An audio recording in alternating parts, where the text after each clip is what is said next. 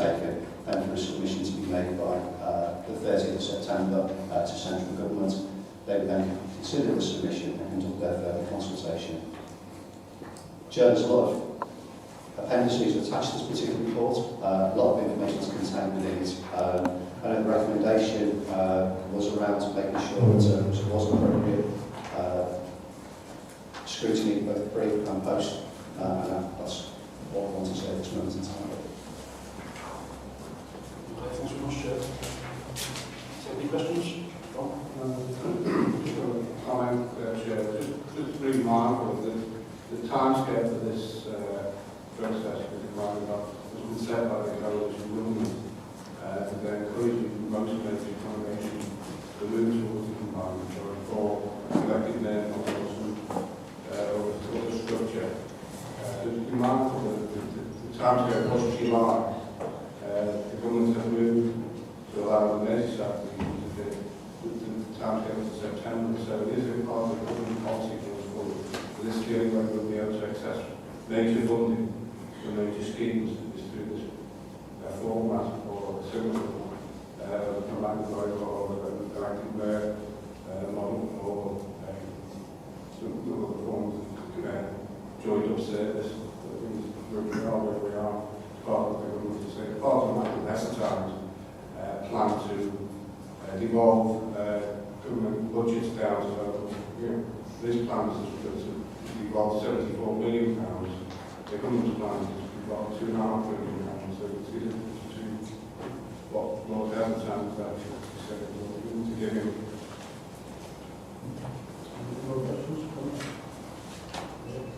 Yeah, I just got a question on page 21. Oh, sorry. Sorry, thank you. Page 21, 1.2.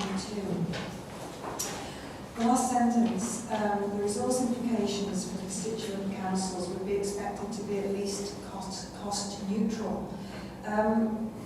Surely it should be written in a way that there's either no cost or there's a small cost. To be at least cost neutral, how can something be at least nothing? I don't quite understand that. It's as though, I know Councillor Clements has got a further question, I think, on that. Thank you. It's the same question. That's okay. Thank you. It relates to page 38, 9.20. Speaks about the combined authority being able to undertake its own administrative processes, employing staff, getting into contracts, may pass through them. So I just wanted to be clear about cost neutral and taking on contracts and doing employing staff, how balances out. Thank you. Okay, thanks, Joyce. Answer to questions and lots of further questions. Thanks, Chair. I'll try to answer those. I mean, of course, this isn't the decision-making committee for this. However, to reflect that clearly in terms of the language that might be used in terms of least cost neutral, I can say that on behalf of the work that I've certainly been involved in, the notion was that there would be no additional cost to implementing the combined authority. So if that's a use of words, I'd be happy to say that. In terms of paragraph 9.20, again, this would be part of the ongoing process of going forward, and whether the combined authorities, in terms of their own administrative processes, of course we have 6 administrative processes now, in terms of the opportunity to combine into contracts, which hopefully create some efficiencies and effectiveness in terms of the streamlining of that activity. So I think one would see that in terms of ensuring there are no additional costs, the potential is that actually costs could be reduced.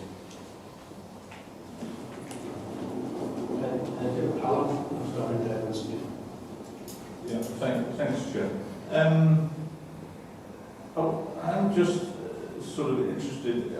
Originally, I came at this thinking that we're largely doing this because of it's a way to access funding and the general belief that city regions are the way forward, regardless of the amount, and it's not just this. I think of any future government of all parties seem to think that there is a merit in the city region concept. And it hints in here that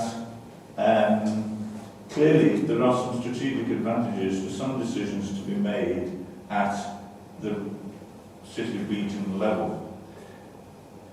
It kind of then, you just wonder where it will lead to, because once you set up an organisation like this, so I suppose my question is really, what is the constitution? Who will decide? How will we see this city, this body, sort of, because Manchester have had a combined authority now for some time. For example, Wirral is a separate independent transport authority. Now, I think in Manchester, that the local councils no longer have their status as a separate transport authority. They've removed it. And I'm not suggesting that Wirral is necessarily going to lose its status, but is that something, is the Constitution going to limit exactly what is likely to be done at the city region level and what can be done at the existing local authority level? So I think in terms of the transport issues, it's actually Holton who have their own transport arrangements. But we have, at the moment, we can decide. What happens in Manchester is they can't, things like the location of traffic lights and Pelican crossings are all made by the combined authority. Which maybe is perfectly good. I'm not saying that's not the right reason. That's not factual, that's not fair to say, is it? But Wirral currently is an independent transport authority. Highways authority. Yeah, but completely different body. we don't control the buses and the trains, but we do have certain functions as a local authority. All I was trying to decide was, if at some stage somebody, it could be suggested for perfectly valid reasons, I'm not saying it would be a wrong reason, that arrangement should change. Now, and so my question is, what does the new constitution say, and how will those sort of decisions be made in the future?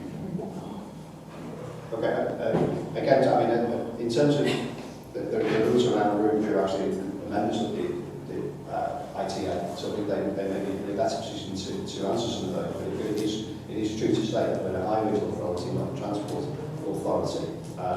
In terms of what the constitution will say, that's for determination as we go through this process. And I think that's part of the potential scrutiny to look at that, because the Constitution hasn't been established in its fullest form yet. But I think one of the questions I want to raise was around who will decide and how these decisions will be taken. The notion I pick up from this is that it would actually be more open and transparent in terms of the decision-making process in the combined authority arrangements than the existing arrangements as we have it at this present time. So I would see that arising from this would be that potential for greater decision-making influence that we will have on the whole of the city region that currently exists. David? Thank you, Chair. If you would indulge me for a moment, I just wanted to add a quick supplementary to my two colleagues' comments here. If you look on page 18 of the agenda, you will find that on the bottom sentence of paragraph 7.6, it says, on this basis, the proposal to establish a Liverpool City Region combined authority would not have any additional resource implications for constituent councils and would be expected to be cost neutral. We've already established that was the idea of it. But if you look on 38, which has already been referred to, again, the bottom sentence on item 920, it would have a separate legal entity from its own constituent authorities, fine, be able to undertake its own administrative processes, fine, including employing staff and entering into contracts that may have statutory powers and duties conferred to it on which it can exercise its own rights. One would assume from that if the combined authority was to employ additional people, the cost of those additional people would have to be shared between the constituent parts of that combined authority. So I can see a situation where, having been told that it has no implications from a cost-neutral point of view, we could end up with it costing us if this authority suddenly decides to employ a load of people to supplement its activities. You see where I'm coming from? I'm concerned about that, on the implications, particularly on whether it's going to increase the bill for Wirral Borough Council. So that's what I wanted. I think my two colleagues covered the point adequately in the way they said it. But I'm looking for something more positive, that I don't want to end up in a situation where this body suddenly becomes full of its own self-importance and employs a load of people costing 200,000 a year, and we end up paying a sixth of that. And I think we need some very real assurances that that won't happen. I hope that's clarified a bit, Stuart. Councillor. I can say again, it's possibly part of the scrutiny process, but my understanding of this is that if and when a combined authority exists, what it will do, it will have responsibility for some major regeneration projects, which will attract, hopefully, more EU funding for some of these. It may be inevitable that you would have to call in and have employed particular skills to make those regeneration projects a reality.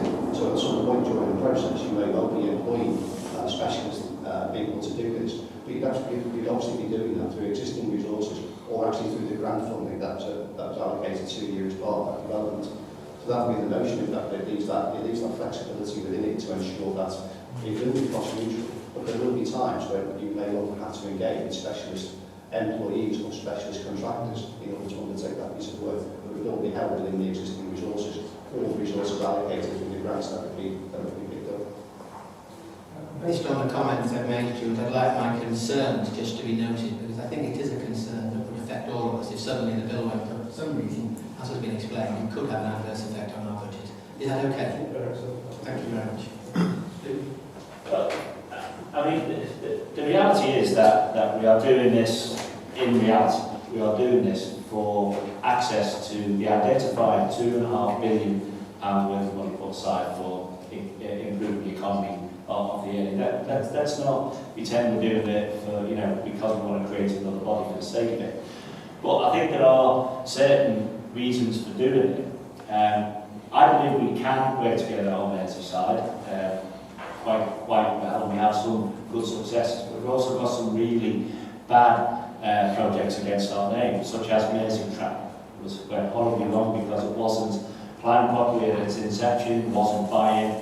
And I think what this actually does give some political accountability to some of the bigger major projects. And I think we would be at a disadvantage if we were to be, say, the only authority that didn't go into the combined authority, particularly with the Liverpool and Wirral Water being so closely linked together would be an example. And the perception has been, because of one project that fails, there's other projects that have been successful, by the way, on their side. I think of Liverpool 1, I think of New Brighton, where we have successfully worked together and allowed that to happen. Again, another bad one was the Everton Stadium move, which went horribly wrong because it was seen as infighting amongst the Merseyside authorities.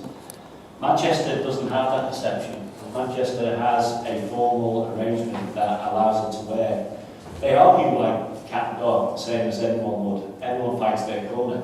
But the perception to the outside world is that Manchester works as a block better, more efficiently. Hence, they seem to perform better and get more money from the governments of the day. I'm not particularly saying in particular government. But the reason we're doing this is there's a key message coming out that unless we are seen to have proper formal arrangements as an entity across the region, we will be second on the list, always second on the list, to say Manchester, or to say Birmingham, or to say those other big districts that are in there. And it's not a massive amount of money across the country. It also looks like we're going to have our European money stolen from us, and I think if we've got a legal entity to fight that corner better, we can certainly do that as a united group. So there's a whole host of issues that we can unite upon with a formal body. And if this authority gets involved in where a Pelican crossing goes on the Wirral, then we've failed horribly, because that's not what it's intended.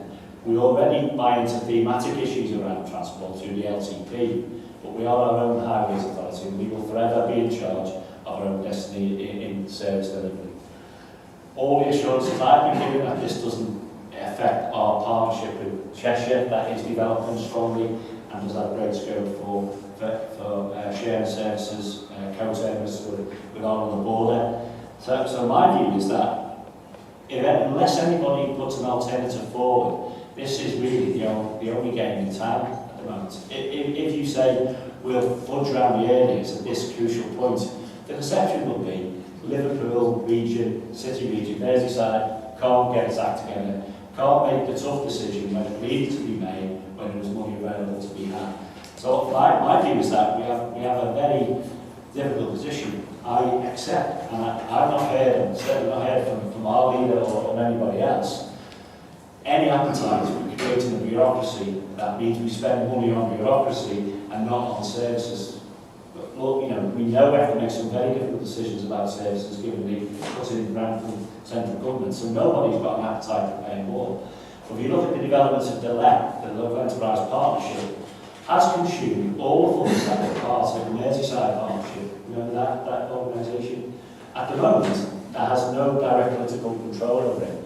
With this setup, the political control for that funding from the private sector working in tandem with the combined authority would actually be accessible to us as well as government funds. So my view is that there isn't really, unless there's a serious alternative on the table. The only other alternative meeting with any power and any strength was the super mayor, the mayor of the city region. My view, this authority made its view very early on, not interested in one person. Our leader, whoever that might be, and this council can change in election at any time, will have the same vote as the leader of Liverpool City Council or the mayor of Liverpool City Council. Equal votes around the table, and I think they will do the best on all our behalf. So my view is, the people who should really be frightened of it are the likes of me and Ron on the Merseyside Transport Authority, because it is effectively saying that those powers go to another body. Our view is that if we can deliver effective transport solutions, then we will still be the delivery body for transport. And if other bodies, waste and so on, come into the frame, then likewise those bodies with equal membership across all the authorities will dictate the day-to-day delivery, but the big strategic decisions that need to get outside funding will be made at the combined authority. We make quicker with open democracy and accountability. So my view is that if someone's got an alternative for me to vote on and consider, I'm for it. I don't think we make a decision, Chair. I'm not telling you how to do your job, but we don't make a decision. My view is that we add all the comments of concerns, and whether they be favourable comments or concerns about issues around the cost of it, and if there are other concerns that come out in the debate, that's good. We should pass those comments on as part of the consultation process. But really, I think we would be fools to not take the opportunity to at least be in a position. The government looks for lots of reasons not to give the North West money. Believe you me, they've done it with our government grant settlement. They've done it on other occasions. It's taken our European money, that's rightfully ours, away from us. Don't give them another excuse to turn their back on Merseyside and North West by voting this down. Thank you. Thank you, Steve. Just a quick comment. And broadly, I don't disagree with that. I think it is important that we do set up this new organisation, but I do think it's also equally important that we get the constitution of it right, so that it does reduce some of the infighting, because there will be infighting and there will be an attempt to bring some services away from the local authorities to a central control. And there may, in some cases, there may be a good case for that, but it does need to be controlled. Otherwise, we will just finish up arguing amongst ourselves, and we should be looking at the bigger picture. And the other thing is that, and I think, Steve, you just mentioned a few things, where it talks in here about how the authorities, Merseyside authorities and Bolton work together quite effectively. But it doesn't actually give any examples of it. And it would be better in promoting the case for this if we actually showed where the local authorities work together and been a success in what they do. Because just to say they work together well is really not sufficient. And it needs we need a bit of a PR exercise on this and beef it up a little bit if we're going to make the case. Thank you all. Unless anyone's got any desire to speak, I'll just take one more question off the Councillor Glasgow. My question is just, I'm not sure if you're right, how would this combined authority interact with the public health responsibilities of the It's an interesting point, I think. A genuine discussion has taken place because obviously the footprint that we all operate to in terms of the lab, in terms of the health bodies and the government actually aren't quite as concerned as they could be. But we've already had discussions with our colleagues in Cheshire, the Cheshire footprint of health. I know they've had conversations with the Merseyside footprint of health to have some kind of joint approach in future. And of course, as part of the consultation programme, we have been consulting with our health colleagues and health partners around this particular development with the intention of hopefully at some point we've had a whole combined system. But of course, some of that is down to national government view as well in terms of where the health footprint actually sits. At this moment in time, it doesn't exactly fit, but I think we can work with it. There is forward thinking about it. Thank you. Thank you. Thank you. Everyone will move on to recommendations. I'd like to propose that those recommendations are set out in 2.1 and also those in the comments in my members. Have a second that? Agreed? Agreed. Okay, thank you very much. Agenda item 6, scrutiny work programme. As you see, there are many people, and I'm very happy to say that the work programme starts to pan out. People are, certain committees have had individual meetings with, cross-party meetings with spokespersons and chairs to work with the work programme. I just want to bring to the committee's attention one item. I know at the last meeting there was a desire to have a look at the freedom of information. Transformation resources wants to have a look at freedom of information, but also what I'd like to propose is that, because FY sits in that directorate, that we refer that on to transformation resources. Sorry, I do actually want to ask a few questions about that. I did bring it up at the last committee as something that I would like this committee to look at or have a working party. So, Fiona did say that she would request that Jane Warren could do a report and come to the committee. I said, no, I didn't want that, I wanted a working party. So, why is it being proposed that it goes to the committee? I actually feel that it's wide-ranging. I mean, just to point out a few items, since our last meeting, where I requested the freedom of information, we all received an email from Graham Burgess, the Chief Executive, saying that if anybody's got a request, a freedom of information request, members can go to him directly, and if we can, he'll answer the question. And then we had in the paper that the Chief Executive was obliged to sign an official undertaking formalising that the authority is committed to its legal obligations under the Freedom of Information Law, which was I'm not just putting the case, which is embarrassing. So I feel that this issue came after my suggestion to discuss it or to look into it in this committee. But I think freedom of information cuts right across the council at every level and at every committee, and I feel that it's absolutely ideal for something that this committee should look at, rather than one particular committee that specialises. I strongly think that it should come to this committee.